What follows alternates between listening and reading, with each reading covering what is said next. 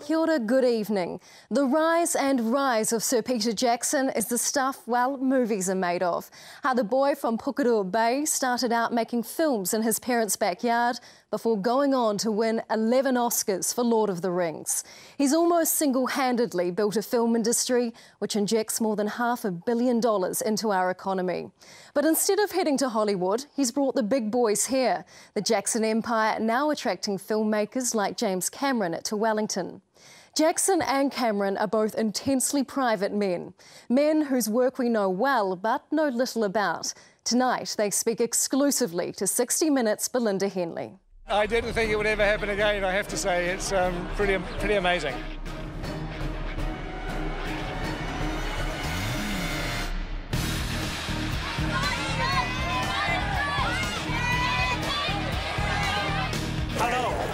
The childhood dream of one man has forever changed the face of New Zealand.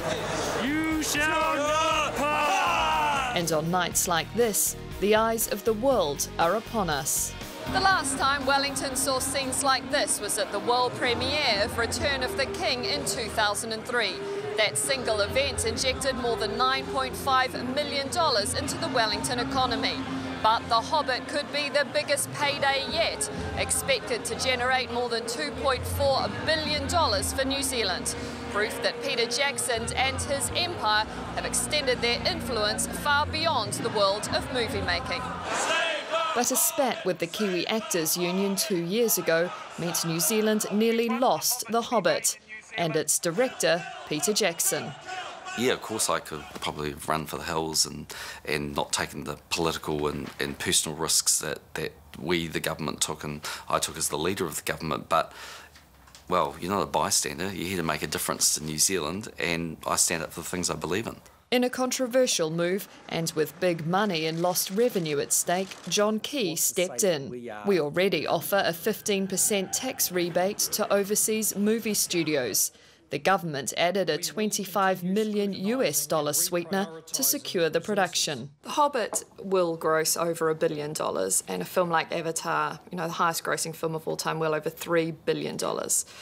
Given the amount of money that these movie studios are making, it might be a hard sell to a working class family in New Zealand that we are giving money back to these studios to make them even richer. Well, I understand that completely, but it's a pretty cold, calculated decision. You either have an incentive program or the movies don't get made in New Zealand. Do you stand by all those decisions? You wouldn't change anything?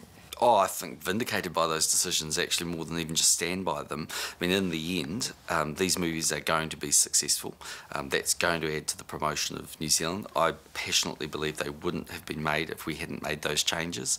And I think it's my responsibility as Prime Minister to make some calls which advance the economy and the opportunities in the country.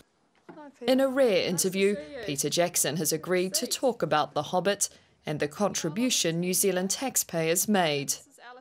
Peter, how close did we come to losing The Hobbit?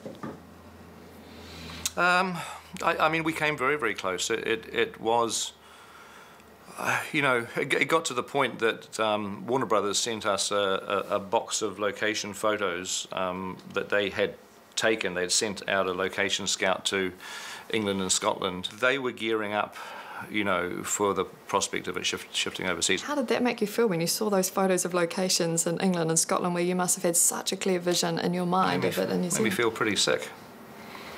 Yeah. I mean, part of me couldn't quite believe what was happening. It was like a sort of a nightmare that had gotten out of control.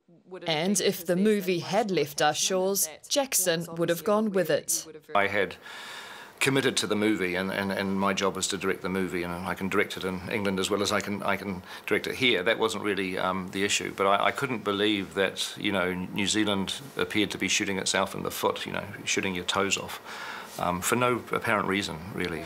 I think there's a misperception that somehow the government writes out a cheque for, I think it's 68 million New Zealand dollars is the figure with The Hobbit.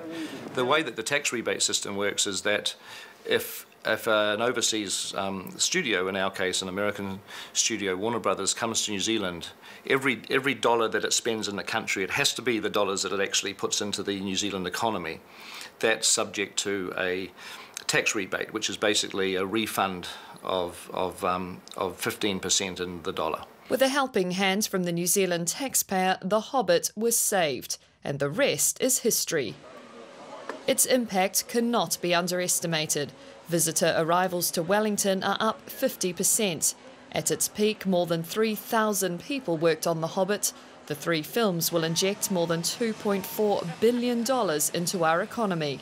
You can't talk about the film industry without talking about Peter Jackson. It's a bit like talking about mountaineering and not talking about Ed Hillary. And from time to time you get people that just kind of change the shape of the country and the way we're viewed, and they put us on an international stage.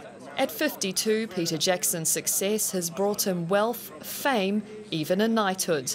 An intensely private man, he's become public property, but is famously unaffected by it all. Is there one insight into Peter Jackson? Is there one thing you could tell us about yourself that people would be surprised to hear? Well, I know just how boring I am. I mean, I don't go.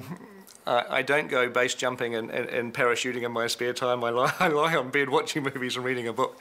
I think it's. He may insist he's boring, but Jackson's success has become something of Kiwi folklore. Peter Jackson. He made history in 2004, winning 11 Oscars for his final instalment in the Lord of the Rings trilogy. Films which grossed almost $3 billion at the box office. He's now returned to Tolkien and Middle-earth for The Hobbit. Did you ever imagine in your wildest dreams that it would become as big as it has? No, I mean, everything that we did was really just a film building on the previous film and hoping that you were going to be able to make the next film. I mean, you never have a long-term plan. I never have a 5-year, 10-year plan. You just stagger from one movie to the other. And obviously